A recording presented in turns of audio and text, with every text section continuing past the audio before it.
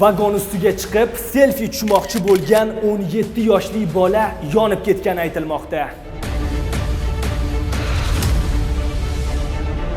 Shifokorlar tomonidan berilgan ma'lumotlarda qayd etilishicha, holat joriy yilning 1-aprel kuni Chirchiq shahrida qayd etilgan. 2009-yilda tug'ilgan bola do'stlari bilan birgalashib Chirchiq shahrida joylashgan Bo'zsuv temir yo'l stansiyasidagi vagonlarning birini ustiga chiqib selfie tushmoqchi bo'lishadi. Kutilmaganda esa elektr tizimidagi kuchlanish sabab 17 yoshli bolani dahshatli darajada tok urgani aytilmoqda.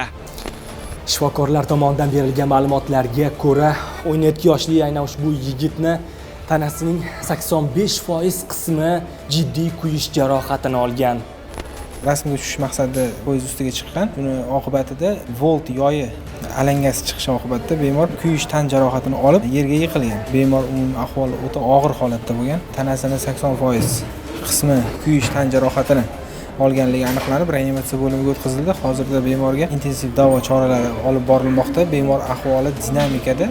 Shifokorlarning qo'shimcha qilishlaricha, hozirda davo muolajalari davom ettirilmoqda. Shu o'rinda hurmatli ota-onalar, voyaga yetmagan farzandlaringizga hushyor bo'ling. Zero ertaga tuzatib bo'lmaydigan pushaymon chekib qolmang.